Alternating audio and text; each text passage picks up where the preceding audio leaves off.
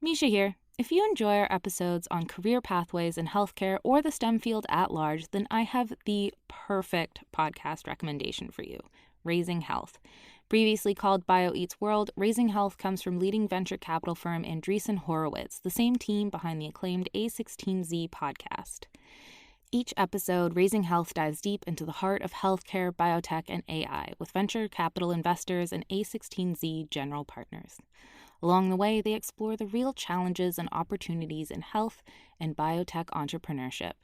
So whether you're interested in building a new digital healthcare company or your company is advancing a new, novel medicine, Raising Health sheds light on some of the opportunities and obstacles along the founder's journey. Not to mention, you'll hear raw insights, actionable advice from notable guests like Omada CEO and co-founder Sean Duffy, and AI expert and In Citro CEO Daphne Kohler. Don't miss out. Follow Raising Health on Apple Podcasts, Spotify, or wherever you get your podcasts, and tell them I sent you. This episode is brought to you by Sayer.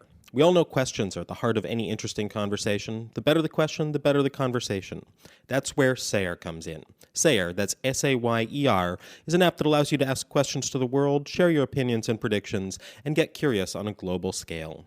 So pick up that iPhone, go to www.sayerapp.com/collider. That's SAYERAPP.com/collider and install the app. Install Sayer and start questioning everything today. Sayer, you ask, the world answers. A science story, huh? These NYU scientists, I felt right. But I was so and I just thought, well, I had figured it out. It was that golden moment. Because science was on my side.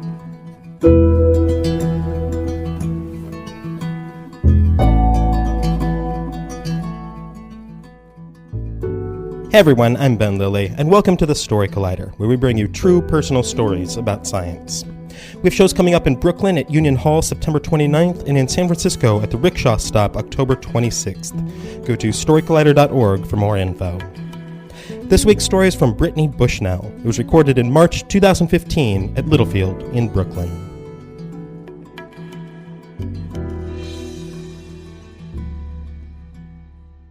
So, I first noticed that something was wrong with me when I didn't hear the person sitting next to me ask me a question.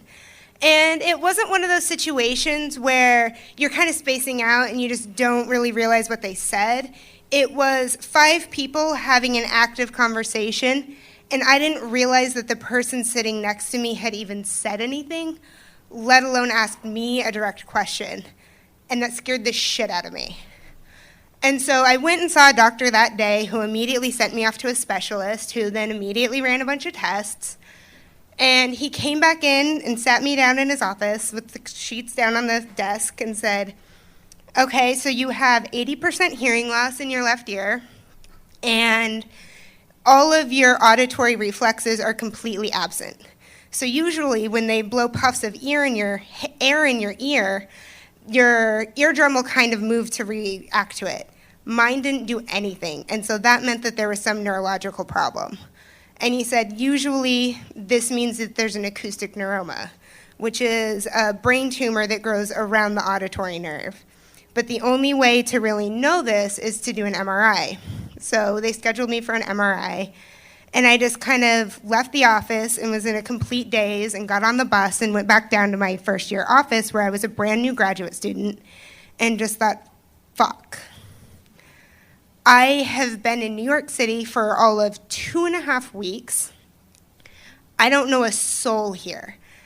All of my friends, all of my family, my brand new fiance are all back in Seattle, and this doctor just told me I probably have a brain tumor, and I didn't know what to do. So I sat down, and there's a couple of my new classmates sitting there, and I was like, I need to get a drink. And they looked at me, and they're like, there's a talk in 20 minutes. Can we go afterwards? I was just like, fuck, I don't know anybody. So I just left. So we went and got my MRI, and then my husband finally moves to New York, and I get the most terrifying phone call you can possibly get from a receptionist. So there's 3 different phone calls that you'll get from a doctor after a medical test. The first one is the best. It's the happy receptionist that just says, hey, your test results are back, everything's normal, have a good life. Never have to see him again, it's perfect.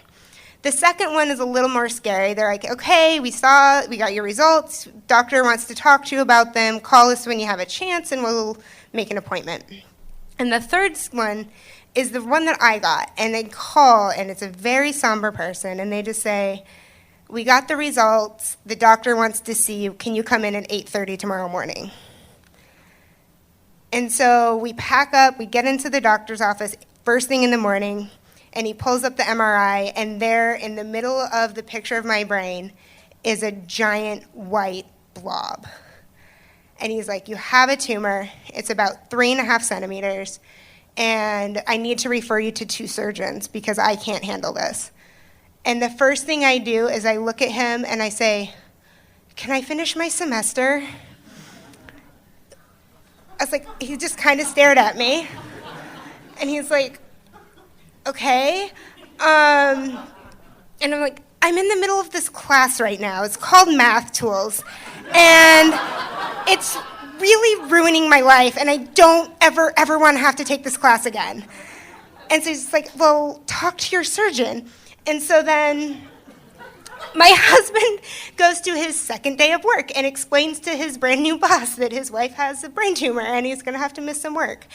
And we go and see the surgeons later, and I again immediately pose the same question. I'm like, can I wait and do this surgery after I finish this semester? And fortunately, the doctors are kind of familiar with our program because they're in the NYU health system, they work there, and they know the professors. And so they're like, okay, well, if you wait to the end of the semester, that's fine. But if you go any longer, you kind of start risking that it'll grow too much and start closing off your ventricles, which helps supply cerebral spinal fluid to, the rest of your brain and your spinal cord, so that would be bad.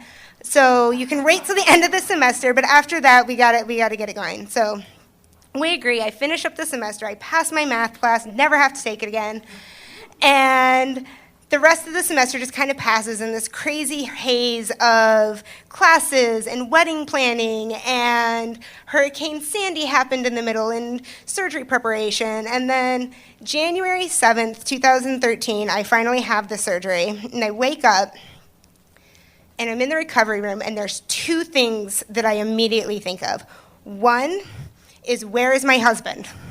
I'm looking around, and it's just me and this nurse typing on a computer, and I look at her, and I'm like, where's my husband? We got married last week, and this is our honeymoon, and he should be here.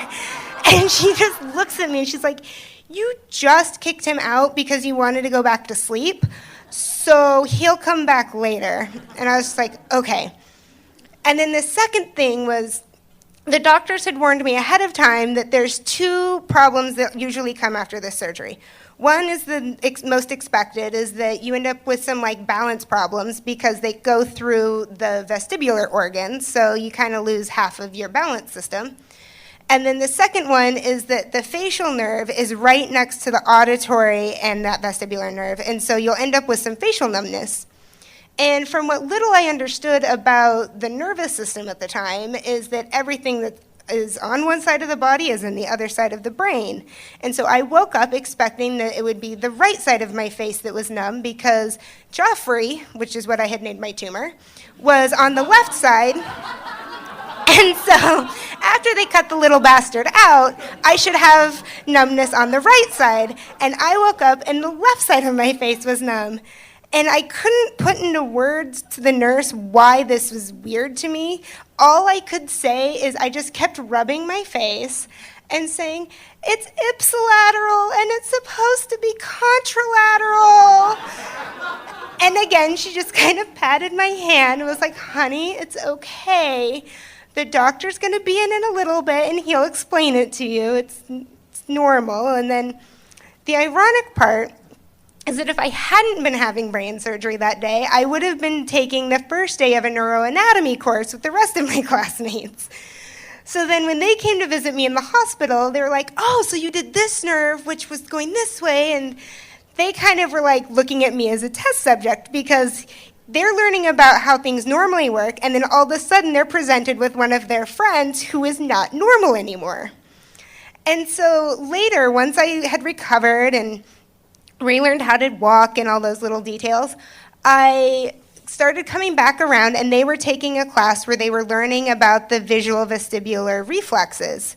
So usually when you walk around in the world, your eyes move with you so that you can see everything steady and the whole world doesn't bounce. It took 4 months for that to happen to me. Every single time I would walk down the street, the entire world would move. So it took me a few weeks before I could walk down the street without wanting to vomit and curl into a ball. And so when I came back and things weren't still entirely normal, I remember one of my classmates in particular having me walk down the hall so that he could watch my eyes not move like they should, and then do the follow the finger tricks, but move my head, and my eyes wouldn't move, like they wouldn't do anything normal. So I just became kind of a test dummy. And then when I took these classes next year, and I finally actually learned about them, I was like, oh, that's what they were testing, and that's what I should have been doing. That's why that worked. And it's just like all these pieces kind of came together, and it all worked really well. But then, so now it's been about 2.5 years since the surgery, and for the most part, I'm back to normal. I'm completely deaf in my left ear, and when I get really stressed out, my left side of my face starts to tingle, but nothing really that sticks out to me. But the one thing that people keep asking me is, how did you do it? Like, why did you just keep going? Like, at no point, like, for some reason, the idea of quitting just, like, never really occurred to me. And then this semester, I started teaching undergraduates, and one of the things we were learning about is I was teaching them neuroanatomy. And so I got inspired, and I went back, and I looked at my MRI.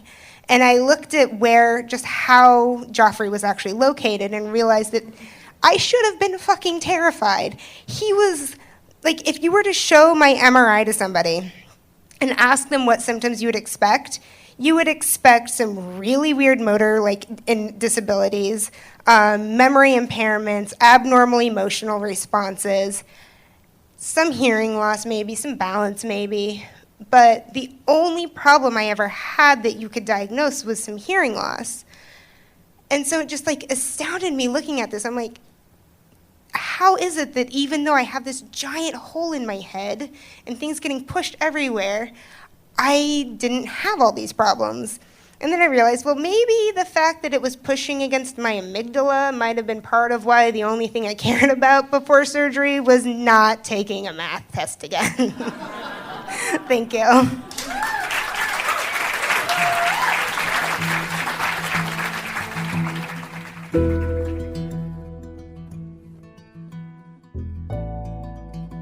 That was Brittany Bushnell. Brittany has a BS in psychology from the University of Washington and is currently working on her PhD in neuroscience at New York University. She is studying the neural basis of amblyopia, a developmental disorder of the visual system. Outside of her work, she takes aerial circus classes and grew up racing BMX bikes with her family. The Story Collider is produced by me, Brian Wecht, Darren Barker, Ari Daniel, Christine Gentry, Skylar Baer, and Liz Neely. The podcast is produced by Rose Eveleth. Additional help from Brooke Williams, Lena Groger, and Justin D'Ambrosio. The theme music is by Ghost. Special thanks to Littlefield for hosting the show, to Heather McKellar and Heather Bowling at Be Brainy NYC for help producing the show, and to Grad School for so often being meta. Thanks for listening.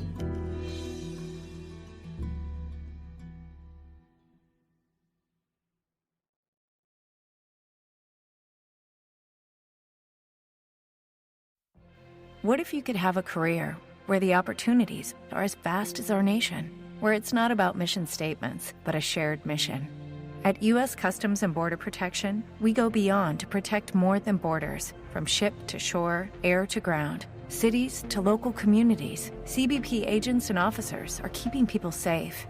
Join U.S. Customs and Border Protection and go beyond for something far greater than yourself. Learn more at cbp.gov/careers.